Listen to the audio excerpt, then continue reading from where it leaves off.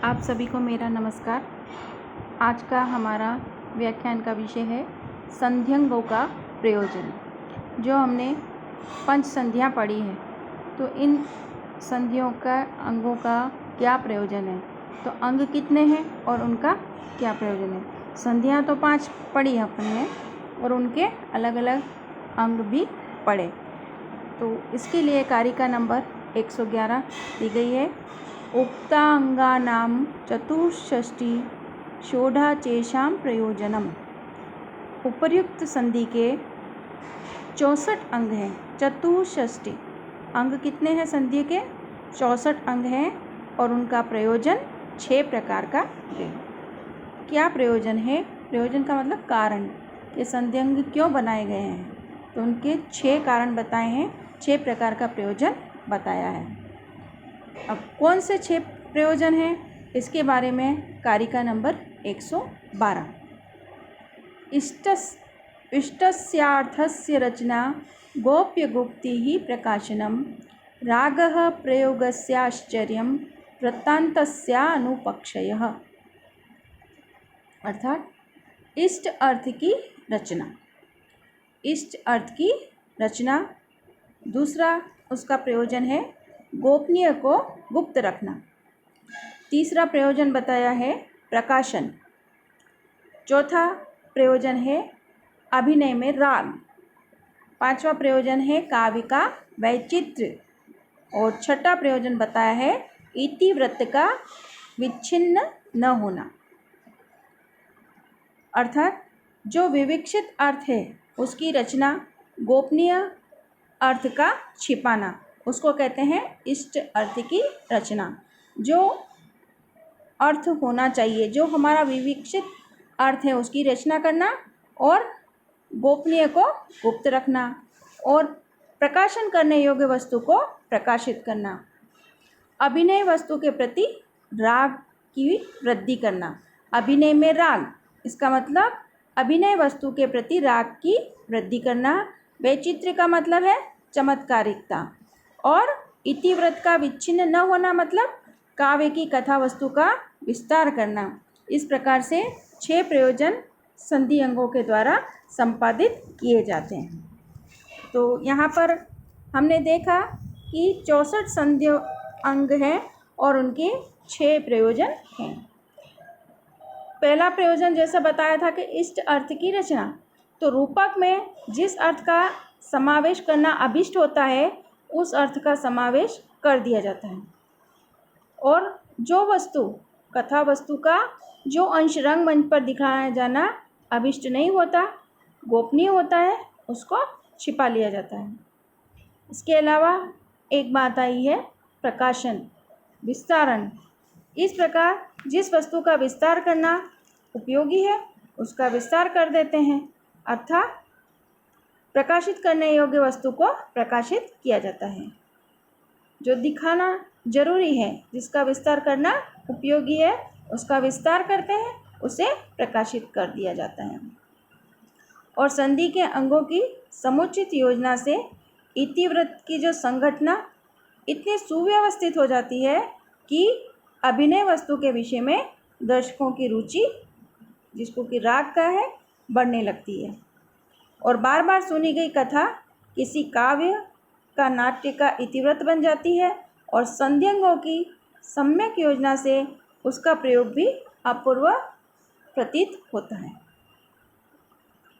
उसमें वैचित्र्य की प्रतीति होती है, चमत्कार की प्रतीति होने लगती है। और नाट्य आदि प्रबंधों में कथा का विच्छेद अरुचि और निरस्ता को उत्पन्न कर देता है। इसलिए संध्यंगों की सम्यक योजना से कथा वस्तु का विच्छेद नहीं होता। नाट्य दर्पणकार कहते हैं कि केवल इतिवृत्त का अविच्छेद ही संध्यंगों का प्रयोजन है। दश रूपककार ने 6 प्रयोजन बताए और नाट्य दर्पणकार बताते हैं कि केवल इतिवृत्त का अविच्छेद ही संध्यंगों का प्रयोजन है। ये कथा वस्तु के अविच्छेद से रस की पुष्टि होती है और इसके लिए रस की योजना में तत्पर जो कवि हैं उन्होंने संध्यंगों की सम्यक योजना करनी चाहिए। इसी प्रकार से साहित्य दर्पणकार ये कहते हैं कि संधियों का उद्देश्य रस की अभिव्यक्ति है। इनका उद्देश्य क्या है? संधि के अंगों का उद्देश्य है रस की अभिव्यक्ति, केवल नाट्यशास्त्र की मर्यादा का पालन करना नहीं। इस प्रकार से हमने देखा कि बीज और कार्यावस्था के समन्वय की दृष्टि से इतिवृत्त का 5 संधियों में विभाजन किया गया है। और अब हम देखेंगे कि वस्तु निबंधन की दृष्टि से वस्तु का विभाजन। इसके लिए कारिका नंबर 113। द्वेधा विभागः कर्तव्यः सर्वस्यापि वस्तुनः सूच्यमेव भवेत् किंचित दृश्य श्रव्यम यथा परम। यहाँ पर रूपक में समस्त वस्तु का 2 प्रकार का विभाग करना चाहिए। कुछ वस्तु तो सूच्य होती है और दूसरी दृश्य या श्रव्य। तो सूच्य वस्तु कैसी होती है और दृश्य और श्रव्य वस्तु कैसी होती है, इसको बताने के लिए कारिका नंबर 117 में समझाया है। नीरसो अनुचितस्तत्र संसूच्यो वस्तु विस्तरः दृश्यस्तु मधुरोत्तार स्वभाव निरंतरः।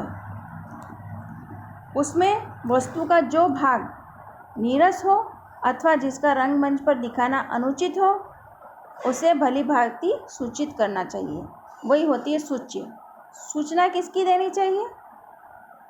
कि जिसमें वस्तु का जो भाग नीरस है और जिसको रंगमंच पर दिखाना उचित नहीं है, तो इसकी भली भांति सूचना देनी चाहिए। किंतु जो वस्तु का भाग चित्ताकर्षक, उदात्त, रस एवं भाव से पूर्ण हो, उसे रंगमंच पर दिखाना चाहिए। इस प्रकार से हम जानते हैं कि रूपक दृश्य होते हैं, उनका रंगमंच पर अभिनय किया जाता है। इसलिए किसी नायक के जीवन की सभी घटनाओं का रूपक में वर्णन नहीं किया जाता। लेकिन भारतीय परंपरा के अनुसार कुछ घटनाओं का रंगमंच पर अभिनय करना वर्जित है, अनुचित है, जैसे कि किसी की मृत्यु आदि को दिखाना। साथ ही रूपक जो होते हैं रस आश्रित होते हैं, इसलिए नीरस वस्तु का वर्णन भी रूपक में वांछनीय नहीं होता। तो इस प्रकार की सभी घटनाओं का अभिनय तो नहीं किया जाता, किंतु कथा वस्तु को अविच्छिन्न रखने के लिए इसकी सूचना अवश्य देनी होती है। इस आधार पर वस्तु 2 प्रकार की है, सूच्य और दृश्य। सूच्य क्या है? जो नीरस है, अनुचित है, यानी कि रंगमंच पर दिखाने लायक नहीं है। जो वर्जित है वो सूच्य कथा वस्तु है। और दृश्य कौन सी है? जो दिखाने लायक है, अभिनय करने लायक है, जो रोचक है, उदात्त भावनाओं से पूर्ण है, रस और भाव से पूर्ण है, वो दृश्य कही जाती है।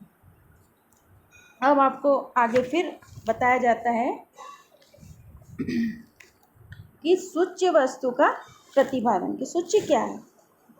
उसके लिए है कारिका नंबर 115। अर्थोक्षेपके है सूच्यम पंचभिः प्रतिपादयेत् विष्कम्भक चूलिका अंकास्य अंकावतार प्रवेशके। विष्कम्भक, चूलिका, अंकास्य, अंकावतार और प्रवेशक, इन 5 अर्थोक्षेपकों यानी कि इतिवृत्त के सूचकों के द्वारा सूच्य वस्तु का प्रतिपादन करना चाहिए। तो आपसे ये प्रश्न भी पूछा जा सकता है, अर्थोक्षेपक कौन से हैं? अर्थोक्षेपक यानी कि इतिवृत्त के सूचक 5 बातें हैं। विष्कम्भक, चूलिका, अंकास्य, अंकावतार और प्रवेशक, इन 5 के द्वारा सूच्य वस्तु का प्रतिपादन करना चाहिए। अब हम एक एक को समझेंगे कि विष्कम्भक क्या है, चूलिका, अंकास्य, अंकावतार और प्रवेशक, इनके बारे में हम विस्तृत समझेंगे। पहला है विष्कम्भक। उसके लिए कारिका नंबर 116। वृत्तवर्तिष्यमाणां कथांशानां निदर्शकः संक्षेपार्थस्तु विष्कम्भो मध्यपात्र प्रयोजितः। बीते हुए और आगे होने वाले कथा भागों का सूचक, संक्षिप्त अर्थ वाला तथा मध्यम पात्रों द्वारा प्रयुक्त जो अर्थोक्षेपक है, वह विष्कंभक कहलाता है। अर्थात भूत और भविष्य के कथांशों का सूचक और एक या दो मध्यम पात्रों द्वारा प्रयुक्त विष्कंभक होता है। और ये विष्कंभक दो प्रकार का होता है। कौन से दो प्रकार? कारिका नंबर 117 में बताया है। एकानेक कृत शुद्ध संकीर्णो नीच मध्यमे है। एक या अनेक मध्यम पात्रों द्वारा प्रयुक्त विष्कंभक शुद्ध कहलाता है। शुद्ध किसे कहते हैं? जिसमें एक या अनेक मध्यम पात्रों द्वारा प्रयुक्त जो विष्कंभक होता है वो शुद्ध कहलाता है। और मध्यम तथा अधम पात्रों द्वारा मिलकर प्रायोजित विष्कंभक संकीर्ण कहलाता है। तो दो प्रकार के विष्कंभक हैं, शुद्ध और संकीर्ण। अब इसमें एक बात आई है कि मध्यम पात्र, अधम पात्र, तो ये क्या चीज़ है? तो रूपक में 3 प्रकार के पात्र माने जाते हैं, उत्तम, राजा आदि। और ये उत्तम पात्र जो होते हैं वो संस्कृत बोलते हैं। मध्यम पात्र कौन से हैं? अमात्य, सेनापति, वणिक, पुरोहित आदि मध्यम पात्र कहलाते हैं और ये संस्कृत बोलते हैं। अधम पात्र जैसे कि दास, चेटी इत्यादि जो प्राकृत भाषा बोलते हैं। इसलिए जिस इतिवृत्त को अंकों में नहीं दिखाया जा सकता, विष्कंभक में उसकी सूचना दी जाती है। दूसरी बात कि विष्कंभक का वर्ण अर्थ जो होता है वह संक्षिप्त होता है और विस्तृत अर्थ को भी संक्षेप में ही कहा जाता है। और ये भूत और भविष्य के कथा भाग को सूचित करके कथा सूत्र को अविच्छिन्न बनाता है। भूत भाग जो बीत गया उसको और भविष्य के कथा भाग को सूचित कर देता है और कथा सूत्र को अविच्छिन्न बनाए रखता है, टूटने नहीं देता। और अंक के प्रारंभ में इसका प्रयोग किया जाता है, अर्थात यह प्रथम अंक में आमुख के पश्चात रखा जाता है और अन्य अंकों के प्रारंभ में भी रखा जाता है। तो इस प्रकार से विष्कंभक को विस्तृत से समझाया गया है कि विष्कंभक में क्या बताया जाता है कि इतिवृत्त को, जिस इतिवृत्त को अंकों में दिखाया नहीं जा सकता उसको विष्कंभक में उसकी सूचना दी जाती है। और विष्कंभक का वर्ण अर्थ संक्षिप्त होता है और जो विस्तृत अर्थ होता है उसको भी संक्षेप में कहा जाता है। यह भूत और भविष्य के कथा भाग को सूचित करके कथा सूत्र को अविच्छिन्न रखता है और इसका अंक के प्रारंभ में प्रयोग किया जाता है। अब हम अगला देखेंगे प्रवेशक। प्रवेशक के लिए कारिका नंबर 118। तद्वे वानुदात्तोक्त्या नीच पात्र प्रयोजितः। तत् एव अनुदात्तोक्त्या नीच पात्र प्रयोजितः प्रवेशो अंकद्वयस्यान्तः शेषार्थस्योपसूचकः।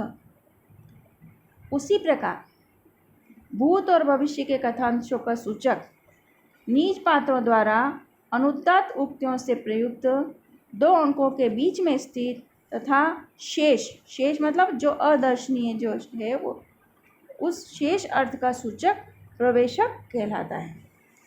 अब प्रवेशक के बारे में बताया है, तदत एव यानी कि उसी प्रकार। इस शब्द के द्वारा भूत और भविष्य के अर्थ की सूचना देने वाला इसको बताया है। अनुदात्त उक्ति से एक नीच या अनेक नीच पात्रों के द्वारा प्रयुक्त यह कहकर इसको विष्कंभक के लक्षण से भेद किया है, क्योंकि विष्कंभक में मध्यम पात्र और अधम पात्र दोनों हैं और इसमें एक नीच या अनेक नीच पात्रों द्वारा कहा जाता है। और 2 अंकों के बीच में यह कहकर प्रथम अंक में प्रवेशक का निषेध किया गया है।